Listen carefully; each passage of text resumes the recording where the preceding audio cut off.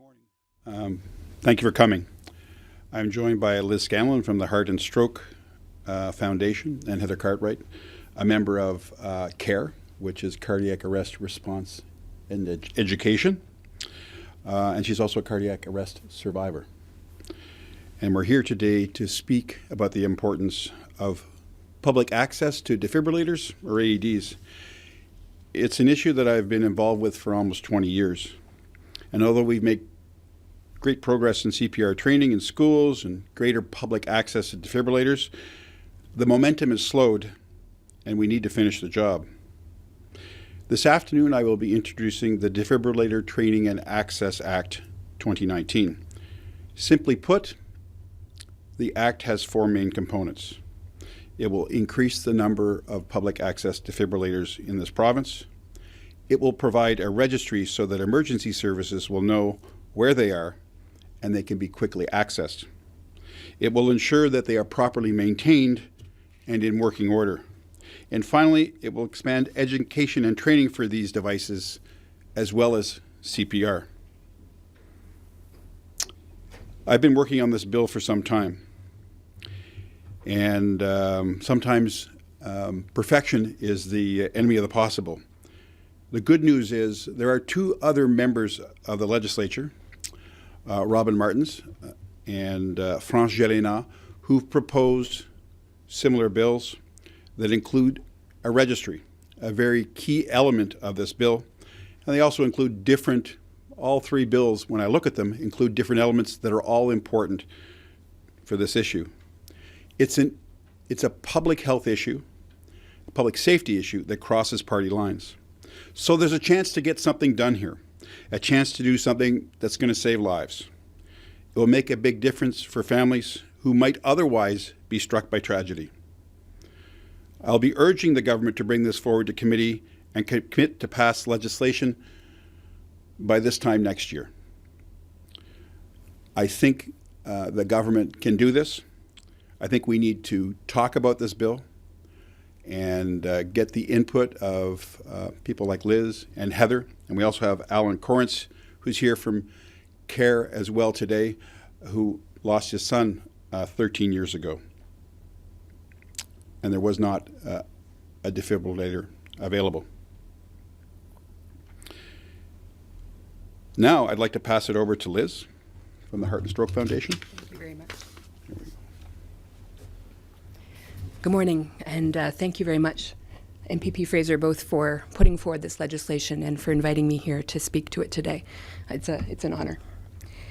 Cardiac arrest can happen to anyone at any time, and often there are little or no warning. And outside of a hospital setting, cardiac arrest is fatal 9 times out of 10. That's because ultimately, without intervention, every minute that passes without a response reduces the person's chance of survival by about 10%. And after about 10 minutes, a cardiac arrest is often unsurvivable. What we know makes a meaningful difference is when bystanders intervene using an AED or a defibrillator and CPR within the first few minutes and until first responders can arrive on the scene.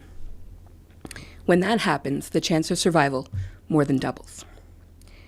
Now, there are thousands of AEDs across the province, but we don't know where they are and we don't even know if they're working. An AED registry that is integrated with 911 so that a dispatcher can direct a caller to an AED close by immediately, and which requires the maintenance and upkeep of those AEDs, would address this fatal flaw in our cardiac arrest response in Ontario. That's why at Heart and Stroke we support legislation such as MPP Fraser's. And we would want to ensure that AEDs are available, accessible, and rescue ready at all times. We are also glad to see MPP Fraser's legislation address training and education for those people who are on site with those AEDs, who are the ones most likely to respond in an emergency, because they are the everyday heroes that will save lives. Heart and Stroke is so gratified to see members from all three parties come together and support the need for an AED registry in Ontario. And we are so excited to work with every member from every party who wants to come forward and move this important initiative to the table. Thank you.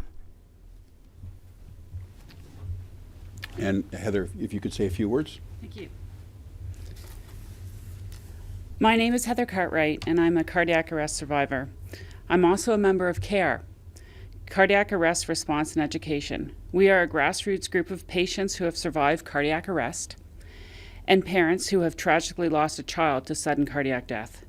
Together, we work with scientists, paramedics, and doctors to encourage the government to provide CPR and AED training and AED access in public spaces. I want to thank you, MPP Fraser, for the introduction of your private members bill. And I also want to thank MPP Robin Martin for her Bill 141 and MPP Frances Jelena for her Bill 140. All three bills support the creation of an AED registry in Ontario. Why is this so important to me? I was competing at a rowing regatta when I collapsed from a rapid and irregular heart rate.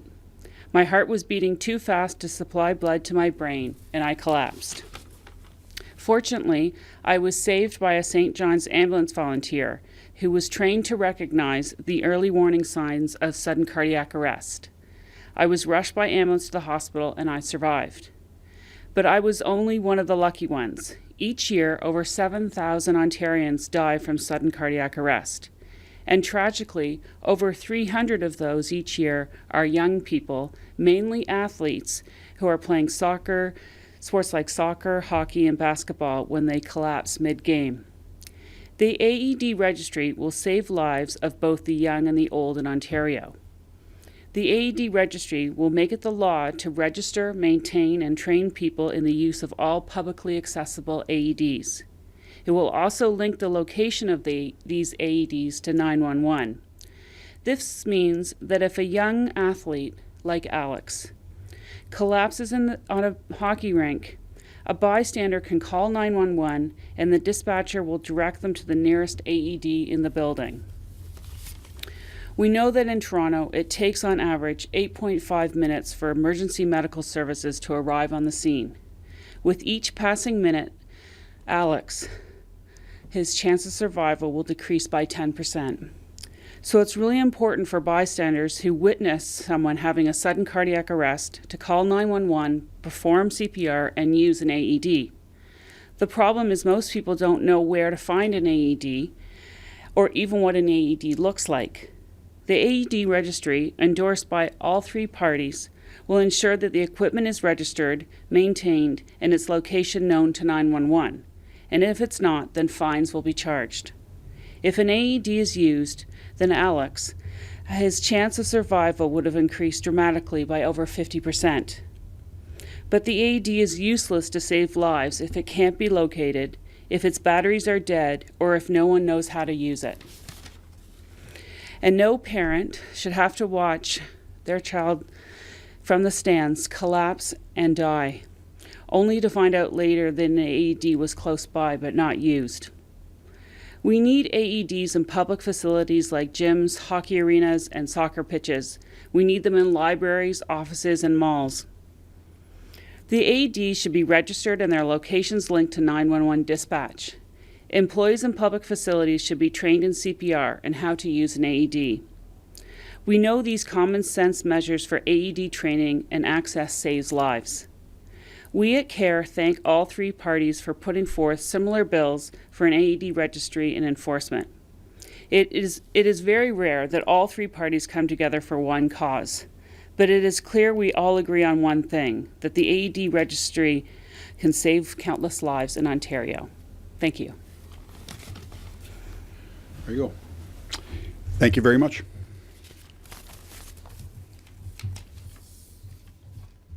That's yours.